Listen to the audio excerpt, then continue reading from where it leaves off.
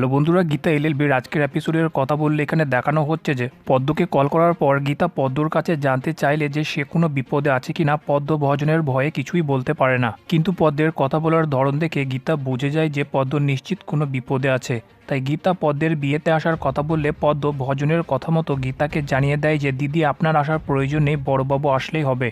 তারপর গীতা অগ্নিজিৎকে ফোনটা দিয়ে অগ্নিজিৎকে ইশারায় বুঝিয়ে দেয় যে পদ্মকে কি বলতে হবে। গীতার কথা মতো অগ্নিজিৎ পদ্মকে বলে যে তোর যখন গায়ে হলুদ হবে আর বিয়ের জন্য তুই যখন সাজবি, দুটো জিনিস আমাকে ভিডিও কল করে দেখাবি, তারপর আমি তোর বিয়েতে যাব। অগ্নিজিতের ফোন রাখার পর গীতা অগ্নিজিৎকে বলে যে পদ্ম যদি ওইগুলো দেখাতে পারে তাহলে জানবো পদ্মের বিয়ে হচ্ছে, নয়তো পাক্কা পদ্ম কোনো বিপদে আছে। অন্যদিকে কিরণকান্তিও অগ্নিজিৎকে টার্গেট করার জন্য সবকিছু করতে রাজি হয়ে যায়। অন্যদিকে তানভি বাড়ির সবাইকে বলে যে গীতার জন্য বাবাকে আজকে ভীষণ অপমানিত হতে হয়েছে। এক বিজনেসম্যান আজকে ফোন করে বাবার কাছ থেকে কেস কেড়ে নিয়ে বেশি টাকা দিয়ে গীতাকে কেসটা দিয়েছে। যেটা শুনে গিনি আর মেহেক গীতার সাপোর্টে কথা বলতে শুরু করলে তানভি তাদের দুজনকেই জবাব দিতে শুরু করে, যেখানে গিনি বলে যে আমার দিদির কোনো দোষ নেই, যদি কারো কোনো দোষ থেকে থাকে তাহলে সেটা আমি।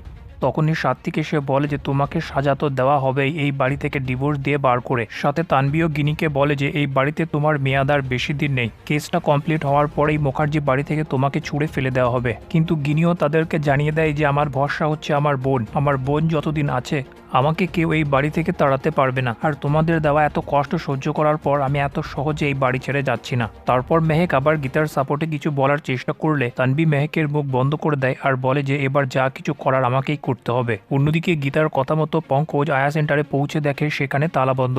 তারপর পঙ্কজ অগ্নিজিৎকে ফোন করে যখন বলে যে আমার মনে হচ্ছে গীতার সন্দেহ সঠিক, আপনার উপরে কোনো বিপদ আসতে পারে, কিন্তু গীতার নাম শোনায় অগ্নিজিৎ বলে যে আমি কোনো দুধ খাওয়া বাচ্চা নয় যে আমাকে তোমাদের সতর্কতা মানতে হবে। অন্যদিকে ভজন পদ্মকে গায়ে হলুদের কাপড়টা দিয়ে বলে যে এই নে, নাটকটাকে চালিয়ে যেতে হবে তোর দিদিকে বোকা বানানোর জন্য, যাতে সে আমাদের প্ল্যান মতো অগ্নিজিৎকে বিয়েতে আসতে দেয়।